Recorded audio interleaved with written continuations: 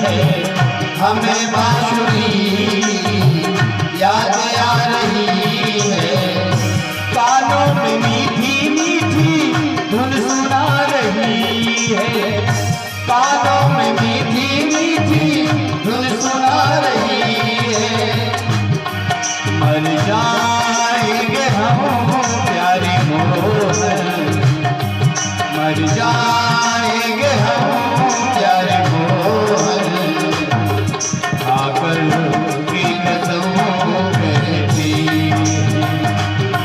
हम तुमसे बिछुड़ के कजिया, दिन रात यहाँ रोती है।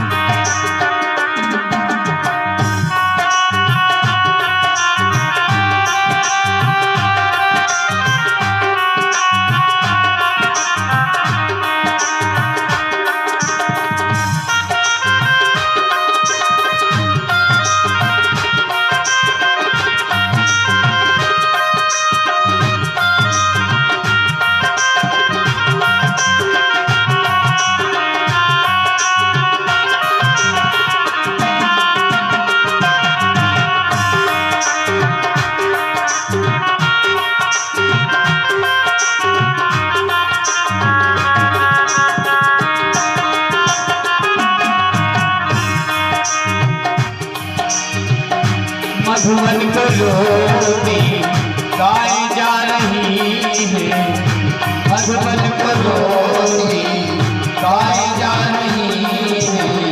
बछड़े दूध पीते हैं ना घास खा रहे हैं, बछड़े दूध पीते हैं ना घास खा रहे हैं। रोया मधुबन सारा तेरे बिन, रोया मधुबन सारा तेरे बिन, तेरी याद में हम रोते हैं।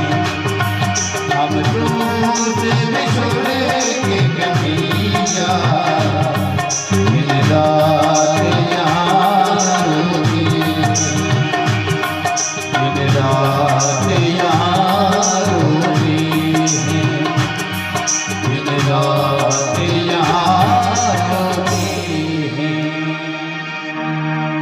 गोपियां दर दर भटक रही हैं, जगह जगह जाकर के गोपियां पूछती हैं।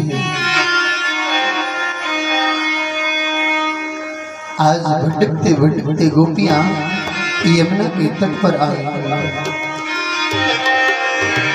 पुनः पुलिन आगत्य कालिंद्या कृष्ण भवना, श्रमवेता जगुः कृष्णं तदा गमनकांक्षिणः। पुनः पुलिन आगत्य, गोपियां यत्र तत्र खोजते खोजते लौट करके यमुना के किनारे आई और यमुना के तट पर बैठ करके रोने लगती हैं। कहती है श्याम सुंदर, अगर आपको ऐसा ही करना था, पहले तो आपने हमसे प्रेम किया, हमें अपनाया और हमें अपना बना करके फिर आप हमें छोड़ करके दूर चले गए। आप ऐसा क्यों करते हैं? ये अच्छी बात नहीं। अरे हमने तो आपके बारे में न जाने क्या क्या नहीं सुना था, लेकिन आज उस सब पता चल गया कि जो भी सुना ये सब झूठा है। ये गोपियां बैठ करके भगवान को कोसने लगी। श्याम सुंदर, ये अच्छा नहीं जो आप हमारे साथ कर रहे हैं। पहले तो आपने हमें अपनाया, अपना बनाया और अपना बना करके आज आप हमसे दूर चले गए। आप ऐसा न करें। गोपियां बैठ करके इनके जो हृदयंगत भाव थे उन भावों को व्यक्त करने लगी। जयति तेधिकं जन्मना व्रजा श्रयति इंदिरा शाश्वतत्रिः जयति तेधिका जयमृता व्रजा त्वयित्रिका सवा त्वां विचिन्वते सर्वदास्ये साधुजात सरसिजो तरा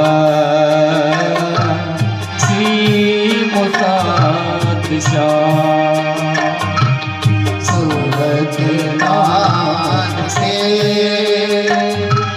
असुरदायिका हरदिने तो नेह किं वदा विसजलापया व्यालराक्षसा परशमारुका वेधकानला विषमयात्मजा देशतो भया विषमुक्ते वयम्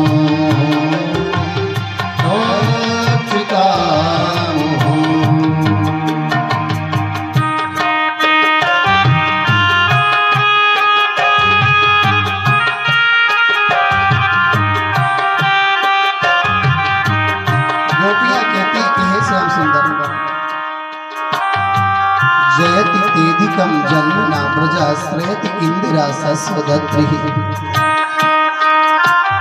हमने तो ये भी सुना था कि आपके जन्म के पहले इस व्रज को कोई महत्व नहीं देता था, कोई जानता भी नहीं था, लेकिन जिस दिन से आपका जन्म इस व्रज में हो गया ना, तो इस व्रज का महत्व इतना बढ़ गया, इतना बढ़ गया कि श्रयति इंदिरा शाश्वतत्रिः, जहां साक्षात उमा लक्ष्मी निवास करने लगी, अनवरत रहने लगी। ये आपके जन्म की ये तो बात है। अगर आपका जन्म इस व्रज में नहीं होता तो कोई जानने वाला भी नहीं था, इसे कौन जानता था।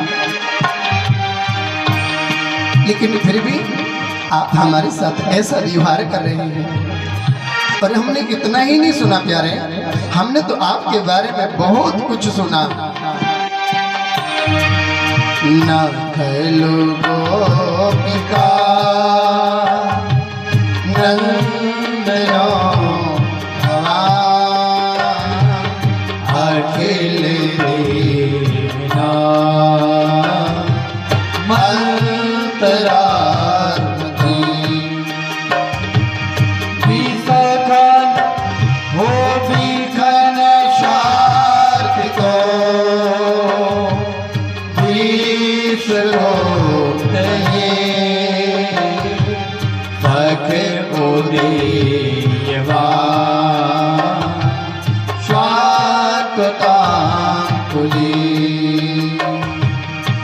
अब कथामृतमो तक्त जीवनो भविनीतमो कल्मषापहम् श्रवणमङ्गलम्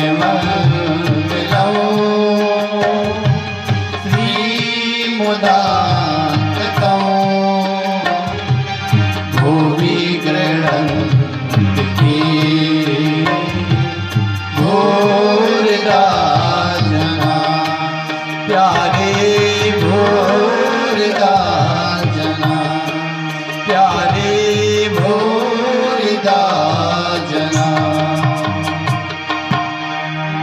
गोपियां कहती हैं कि हे श्याम सुंदर, हमने तो ये भी सुना था, तव कथामृतम तप्त जीवनम कवि विरीडितम कलमशापहम।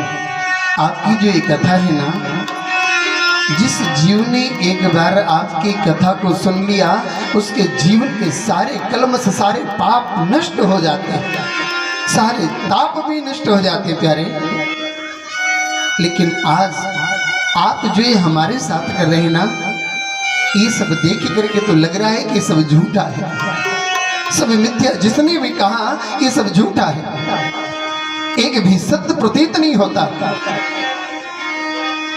आप ऐसा हमारे साथ क्यों कर रहे हैं? आपको ये शोभा नहीं देता। यमुना के तट पर बैठ करके गोपियां रो रही हैं, और इन गोपियों के मन में भाव क्या है? कृष्ण दर्शन की कामना है।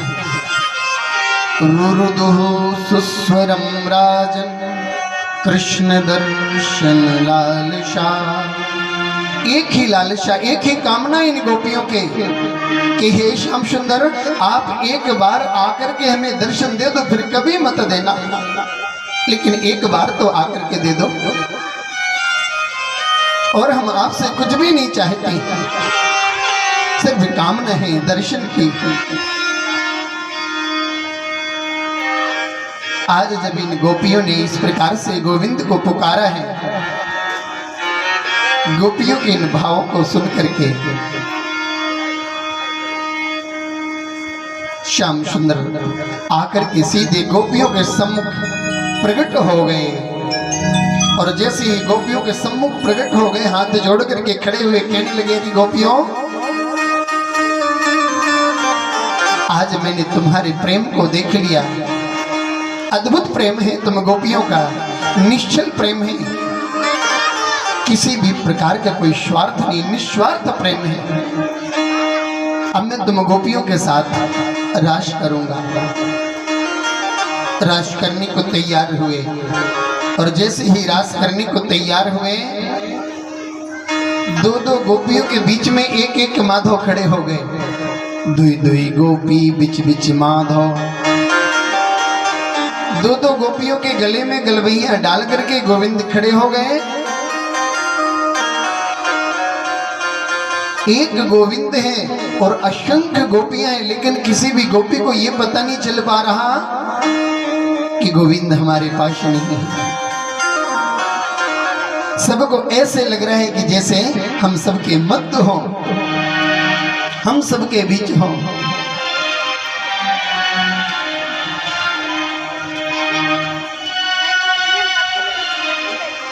जैसे ही रास को तैयार हुए, वैसे एक श्रीमान जी आकर के सामने खड़े हो गए। गोविंद ने कहा कि आप कौन हैं?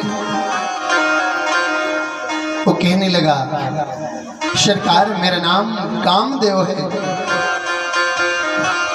बोले कामदेव जी, आपको किसने बुलाया?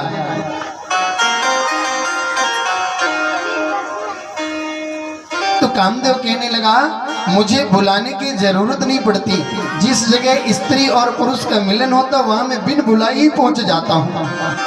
तो बोले तुम यहाँ क्या चाहते हो हमसे? बोले आपसे हम युद्ध चाहते हैं। कौन सा युद्ध करोगे? तो कामदेव कहने लगा, सरकार महल वाला युद्ध तो हम रोज करते हैं, लेकिन आज हम आपके साथ मैदान वाला युद्ध करना चाहते हैं। श्याम सुंदर कहने लगे, ठीक है तो हमसे युद्ध करो। रास प्रारंभ हुआ, और जैसे ही रास प्रारंभ हुआ, कामदेव ने अपने अनेक प्रकार के बाणों का प्रहार किया, लेकिन श्याम सुंदर के ऊपर किसी भी बाण का प्रहार काम नहीं आया।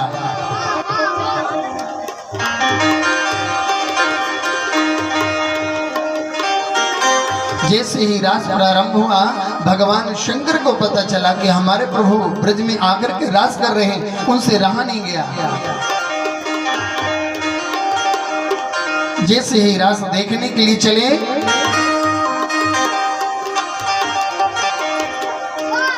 सती भी बोली हम भी नहीं रहेंगे। आज दोनों रास का दर्शन करने के लिए आए और जैसे उस रास में प्रवेश करने लगे गोपियों ने मना कर दिया। बोले महाराज इस रास का नियम है कि सिवा कृष्ण के और कोई दूसरा पुरुष इसमें जा ही नहीं सकता। अगर आपको रास का दर्शन करना है तो आपको गोपी बनना पड़ेगा। भोले बाबा चिंता में पड़ गए कि भगवान हम गोपी बनेंगे कैसे, जिनकी 5-5 फीट लंबी जटाएं, लंबी लंबी दाढ़ी, अब गोपी बने तो बने कैसे। लेकिन भगवान शंकर ने कहा कि देखना तो आज रास है, कुछ भी करना पड़े। तो आज भगवान शंकर गोपी का वेश धारण किए हैं और उस रास का दर्शन कर रहे हैं। रास देखने भोले नर से नारी बने, रास देखने भोले नर से नारी बने, नर से नारी बने भोले शिव गोकुल चले। रास देखने भोले नर से नारी बने, रास देखने भोले नर से नारी बने, नर से नारी बने भोले गोकुल चले, नर से नारी बने भोले गोकुल चले।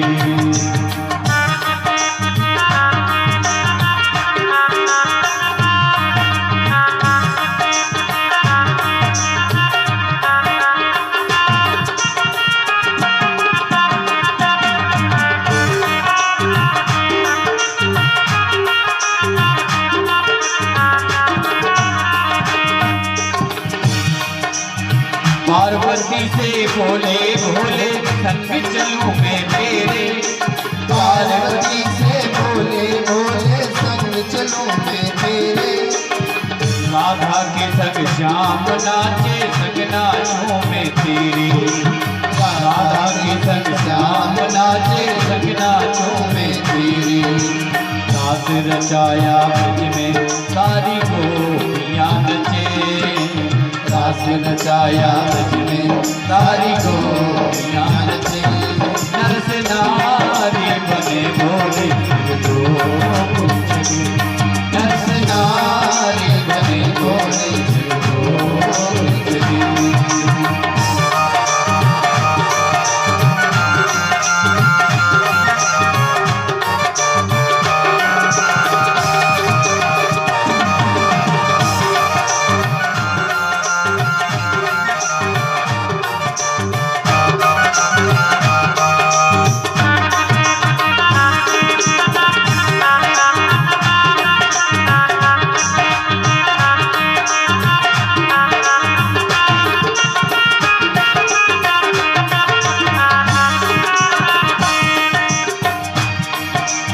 नाथ हमारे भोले स्वामी कैसे ले जाऊं संग में, नाथ हमारे भोले स्वामी कैसे ले जाऊं संग में। नारी नारी कभी रात में पुरुष सो जावन में, नारी नारी सभी रात में पुरुष सो जावन में। भस्मी का तन बेपन से वो तार खींच ले, भस्मी का तन बेपन से वो तार खींच ले। नर से नारी बने भोले गोकुल चले, नर से नारी बने भोले गोकुल चले।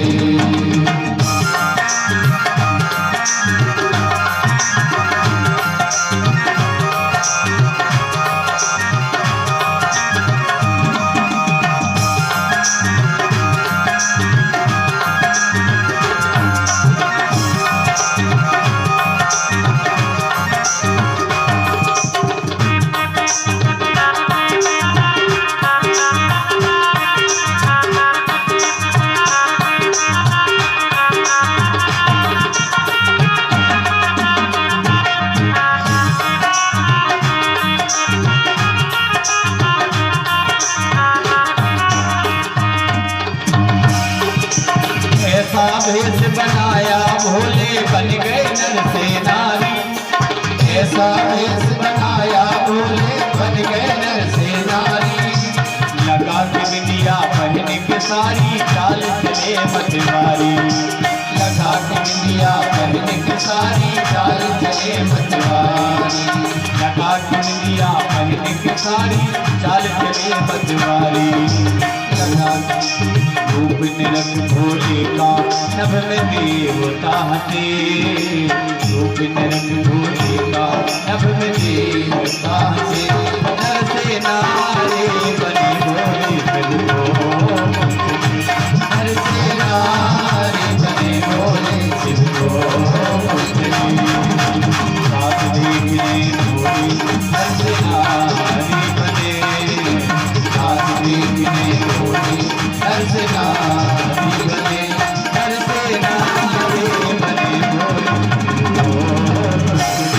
नर से नारी बने भोले शिव को नर से नारी बने भोले शिव को नर से नारी बने भोले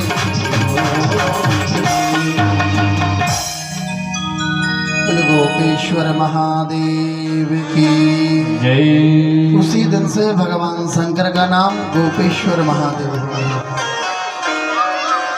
गोपी का भीष धारण किया, गोपेश्वर नाम पड़ गया। सुखदेव जी कहते हैं राजन, विक्रीडितम ब्रजवधो भिरिदम च विष्णु श्रद्धान्वितो नु शृणुयादथ वर्णयेद भक्तिं परं भगवती प्रतलम्भ्यकामं हृद्रो गवास्त्रपहिनोऽन्यचरेण धीरा। जो व्यक्ति भगवान की इस रास की प्रसंग को श्रवण करता है और श्रवण करके अपने जीवन में उतारता है, उस व्यक्ति के जीवन में कभी किसी भी प्रकार की वासनाएं उसको परेशान नहीं कर सकती।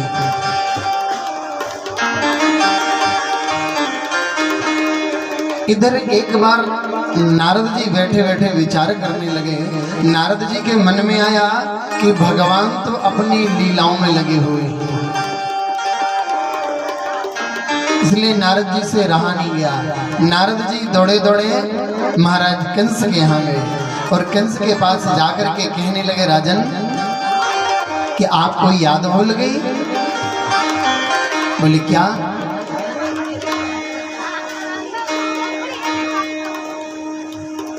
बोले आपको याद है ना कि आपका शत्रु इस ब्रज में अवतार ले चुका। कहीं ऐसा तो नहीं कि आप अपना भांजा समझ करके टालते उसको भूल जाएं, बात बिगड़ जाएगी। जैसे आज नारद जी ने कंस को याद दिलाई, तुरंत महाराज कंस ने अक्रूर जी को बुलाया और अक्रूर जी को बुला करके कह दिया, अक्रूर आपको कल मथुरा से वृंदावन जाना। अक्रूर जी आए और जैसे ही कंस ने मथुरा से वृंदावन जाने की बात कही, गच्छ नंद ब्रजम तत्र सुता आनक दुंदभे आसाते ता विहानेना रथेना नयमा चिरम। हे अक्रूर जी, आपको कल मथुरा से वृंदावन जाना है। अक्रूर जी ने कहा ठीक है मैं वृंदावन जाऊंगा, लेकिन जाने का कारण? बोले आनक दुंदुभी जो वसुदेव है ना, उनके दोनों पुत्र कृष्ण बलराम को लेकर के मथुरा आना है, ये हमारा आदेश है। जैसी ये बात कही और कंस ने साथ में ये भी कह दिया कि अक्रूर जी आप ये तो जानते हैं ना कि हमारे बात का जो उल्लंघन करता, हमारी आज्ञा का जो पालन नहीं करता ना, उसके साथ हम क्या करते हैं ये आपको मालूम है? अक्रूर जी ने कहा महाराज मैं प्रातः होते ही वृंदावन चला जाऊंगा। आज रात्रि भर अक्रूर जी को नींद नहीं आई। उठते बैठते बस यही बेचैनी है, विचार करते हैं कि इस दुष्ट के कहने से कल मैं वृंदावन जाऊंगा और वृंदावन जाकर के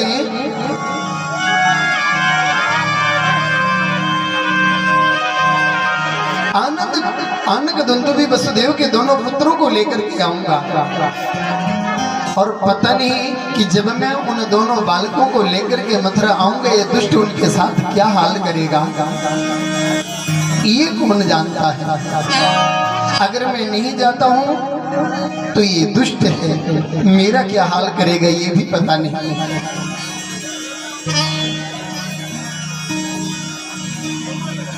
रात्रि भर बेचैनी है, अक्रूर जी को नींद नहीं आई।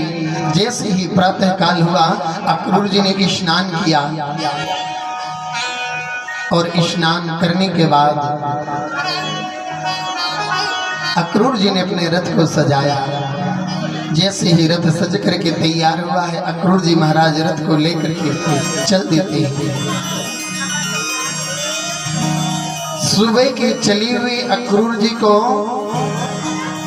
सांझ हो जाती है, लेकिन मथुरा से वृंदावन पहुंचना नहीं हुआ। जैसे ही रथ चलता है, थोड़े बढ़ा अक्रूर जी की समाधि लग जाती है। चिंतन करने लगते हैं अक्रूर जी, अरे अक्रूर, आज तू कितना बड़ा भाग्यशाली है कि तू कृष्ण बलराम का दर्शन करेगा। फिर दूसरी तरफ सोचने लगते हैं, दर्शन तो ठीक है तू करेगा ही, लेकिन जब उन दोनों को लेकर के आएगा, दुष्ट ने अगर उनके साथ कुछ किया तो तू जवाब क्या देगा। एक तरफ तो अक्रूर जी बड़े प्रसन्न होते हैं और एक तरफ अक्रूर जी चिंता में सोचने लगते हैं।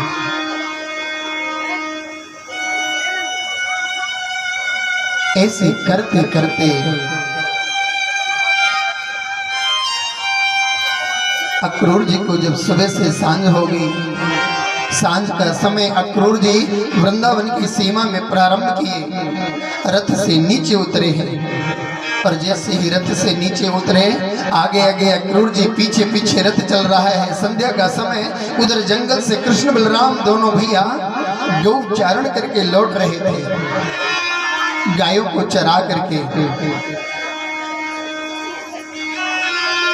जैसे ही अक्रूर जी की नजर दोनों भाइयों के ऊपर पड़ी, ददर्श कृष्णम रामम च व्रजे गोदोहनम गतो पीत नीलांबरधरो शरदम वेक्षणो।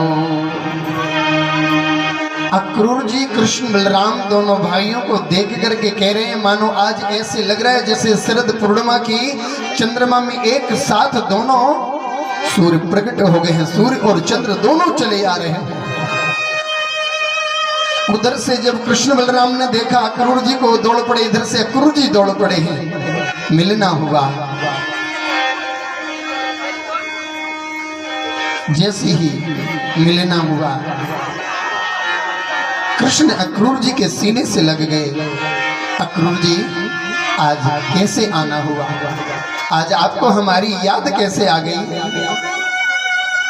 अक्रूर जी कहने लगे, अरे कृष्ण क्या बताऊं, जो मथुरा के राजा महाराज कंस ने है ना, उन्होंने मुझे आप लोगों को लेने के लिए भेजा है,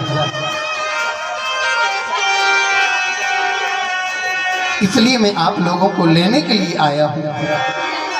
जब ये बात अक्रूर जी ने कृष्ण से कही तो कृष्ण ने कहा, अक्रूर जी, जो बात आपने हमसे कही, ये वृंदावन में जाकर किसी ब्रजवासी से मत कहना। अगर वृंदावन में रहने वाले उन गोपी वालों को पता चल गया कि आप हमें लेने आए हैं तो जाने नहीं देंगे।